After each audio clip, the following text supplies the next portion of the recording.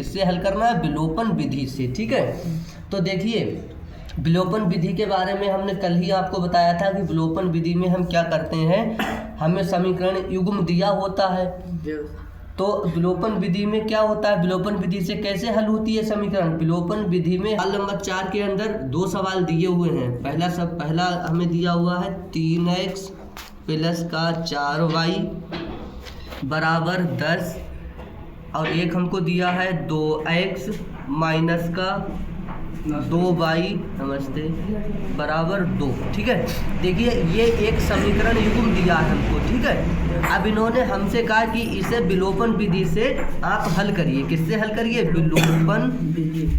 विलोपन विधि से हल करना। ठीक है, अब विलोपन विधि से कैसे हल करा जाता है? कोई भी समीकरण युग्म विलोपन विधि से कैसे हल करा जाता है, तो इसके बारे में हम आपको बता चुके हैं कि सबसे पहले हम क्या करते हैं, किसी एक अज्ञात राशि का मान क्या कर लेते हैं? बराबर। ठीक है, यानी कि किसी एक अज्ञात राशि के गुणांक को हम क्या करेंगे? बराबर करेंगे। जैसे ही हम किसी एक अज्ञात राशि के गुणांक को बराबर करेंगे, यहाँ से हमें किसी एक अज्ञात राशि का मान प्राप्त हो जाएगा। जब हमें एक अज्ञात राशि का मान प्राप्त हो जाएगा तो वो मान हम किसी भी एक समीकरण में लगा देंगे, वहाँ से फिर हमें दूसरी अज्ञात राशि का मान प्राप्त हो जाएगा। इस प्रकार से विलोपन विधि के द्वारा हमें x y दोनों के मान प्राप्त हो जाते हैं। ठीक है, तो सबसे पहला काम हम क्या करते हैं, इसमें किसी एक अज्ञात राशि के गुणांकों को बराबर करते हैं। तो अब चाहे किसी के कर लो। देखो अगर हम x का बराबर करें तो x का बराबर करने के लिए हमें 3 में भी गुणा करनी पड़ेगी और 2 में गुणा करनी पड़ेगी। भाई देखिए ना तो 3 2 के बराबर, ना तो 3 के पहाड़े में 2 आता है, ना तो 2 के पहाड़े में 3 आता है, तो फिर हमें दोनों को गुणा करना पड़ेगा। भाई इसको ये देखिए, इसको ये कितने 2 3 6 यानी 3 से इसको गुणा करो और 2 से इसको गुणा करो, 2 3 6 तो ये बराबर होंगे। तो यानी कि इसमें दोनों में गुणा करनी पड़ेगी हमें, अगर हम x वाले गुणांक को बराबर करें तो।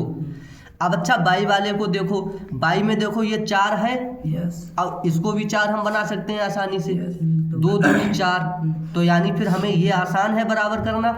भाई इसमें केवल हमें 1 में ही गुणा करनी पड़ेगी, केवल 2 में गुणा कर दें और ये 2 हमारा 4 के बराबर हो जाएगा।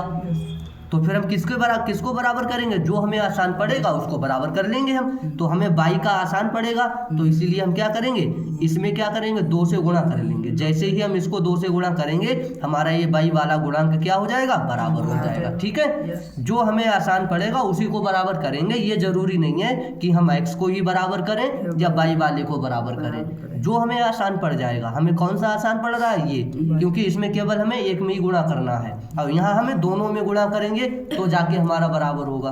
तो हम इसको केवल करेंगे, अब ये 2 में है तो समीकरण 2 में क्या करेंगे? 2 से गुणा। ठीक है, तो अब देखो समीकरण 1 तो ऐसे उतार लेंगे, 3x प्लस 4y बराबर 10। अब समीकरण 2 को हमने क्या करा? 2 से गुणा करा। ठीक है, तो समीकरण 2 को 2 से गुणा करो, 2 दूनी 4x हो गया और 2 दूनी माइनस का 4y हो गया बराबर, यहाँ 2 दूनी कितना हो गया? 4। अब देखिए क्या करेंगे, अब देखो ये 4y से 4y कैंसिल हो जाएगा, क्योंकि ये प्लस के 4y ये माइनस के घट जाएंगे, कुछ नहीं बचेगा। 4 और 3 जोड़ो कितना हो गया? 7x हो गया। यहाँ 10 और 4 जोड़ो 14 हो गया। x बराबर कितना हो गया? 14/7। 7 एकम 7, 7 दूनी 14, तो x बराबर कितना आ गया? 2। अब x का मान चाहे समीकरण 1 में लगा दो चाहे समीकरण 2 में लगा दो, तो x का मान समीकरण 1 में लगाने पर, समीकरण 1 है हमारे पास 3x प्लस का 4y बराबर 10। अब x का मान कितना आया? 2, तो x की जगह पे 2 लगा दो, 3 गुणा 2 प्लस का 4y बराबर 10, 3 दूनी 6 प्लस 4y बराबर 10। 6 उधर जाएगा कैसा हो जाएगा? माइनस का। अभी ये प्लस है, उधर जाके माइनस का हो जाएगा 6। तो 4y बराबर 10 में से 6 घटा दो, कितना बचा? 4। ये गुणा में है, कहाँ चला जाएगा? बटे में। 4/4, 4 एकम 4। तो y बराबर कितना आ गया? 1। यही हमारा y का मान। अब देखिए हमें दोनों अज्ञात राशियों के मान प्राप्त हो गए। इस प्रकार से विलोपन विधि